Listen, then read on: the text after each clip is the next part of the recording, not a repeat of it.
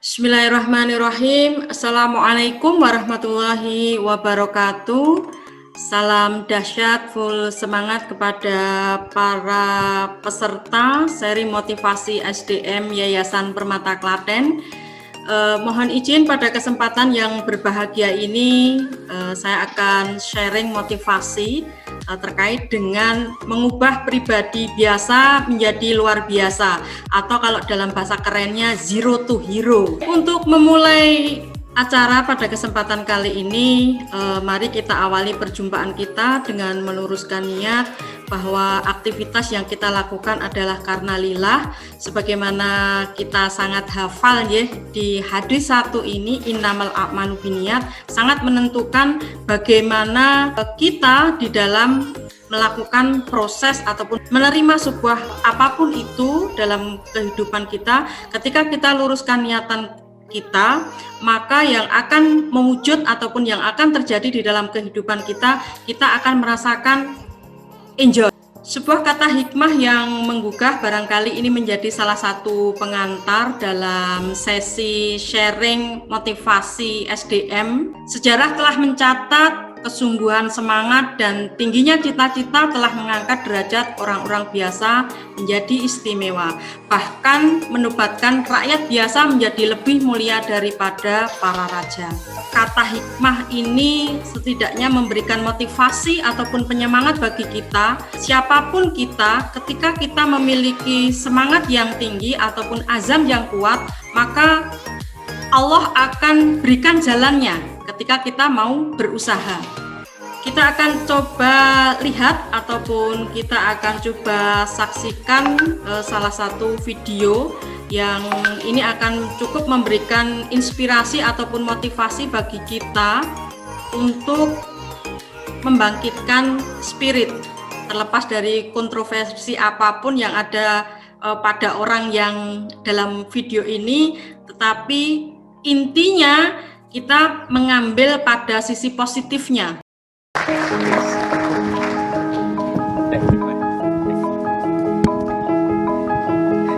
I think when I'm 40 years old, I start to know exactly what I want to do. And never think in my life that I would be a business people. And I never thought I would be a teacher. So I become a teacher, I never thought about it. I become an entrepreneur, I never thought about it. And all the others, I want to be a policeman, rejected. I want to be, even want to be a waiter in the KFC, were rejected. Most of the dreams you may think about it, but does not work out. Don't try to be the best. Be the first. Be the first to change. Be the first to take the challenge. Be the first one to overcome the difficulties. Because the best person, there's only one Olympic champion. I don't think I'm lucky enough to be that. But I can always try the new things and don't give up. I believe it because you are so unique. Everybody is unique. Be yourself is always the key. This world today is full of challenges and opportunities. 2,000 years ago, full of challenges and opportunities. And I'm sure 2,000 years later, full of challenges and opportunities. There's always, it depends on how you look at it. Somebody look at this challenge as opportunity. Young people always say there's no opportunity. I complain a lot when I was young because I think Bill Gates took all the opportunities for the Microsoft, and Steve Jobs, all these guys. There's no job, there's no great big stuff left for us. But I think opportunity always lies in the challenges, always lies in the complaints. If you can solve the challenge, you will be successful. The big challenge you solve, the big problem, the big opportunity you have. I think life is a journey. You come to this world is to enjoy the life, to be happy and healthy. So the day when you leave the world and you say, I'm happy in my life, I'm healthy in this life, because if you're not healthy, you will never be happy. So I believe happy and healthy are the things the human being always looking for. And I think next 30 years, because of the technology, the life science is going to change a lot, and people is going to live longer. But we can live longer does not necessarily live healthier. So if you're not healthy, how can you be happy? If you live longer, if you're not happy, why you live there? Baik, mari kita lanjutkan dari tampilan ataupun tayangan video tadi. Apa yang bisa kita gali dari video tersebut? Setidaknya ada beberapa hal yang bisa kita ambil manfaat dari video tersebut. Yang pertama adalah positive thinking. Kenapa dari video yang menggambarkan bagaimana kehidupan Jack Ma tadi memberikan sebuah gambaran untuk kita selalu berpositif thinking terhadap apapun. Jadi kalau kita melihat apa yang dilakukan oleh Jack Ma ketika dia ditolak bekerja menjadi apapun, baik menjadi seorang polisi, kemudian tidak pernah berpikir menjadi seorang entrepreneur, akan tetapi dia selalu berpositif thinking.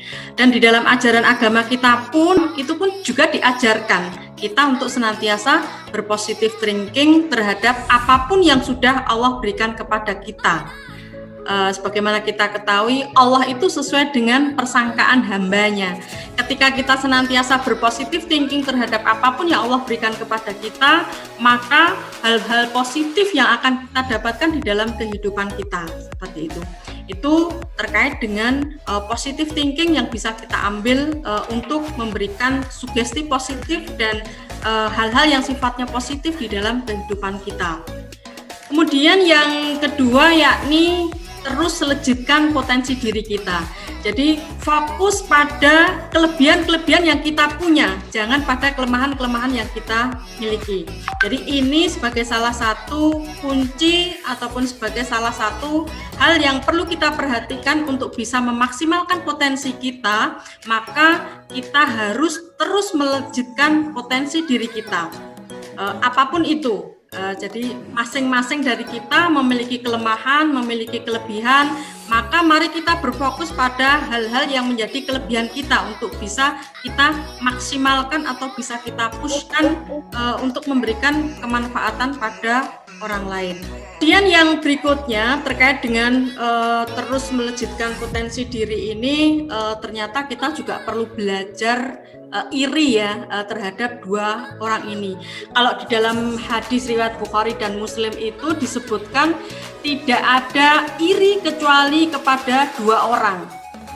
Orang yang dikaruniai harta oleh Allah lalu dia belanjakan di jalan Allah, dan seseorang yang diberikan hikmah ataupun ilmu oleh Allah kemudian dia mengajarkan kepada orang lain.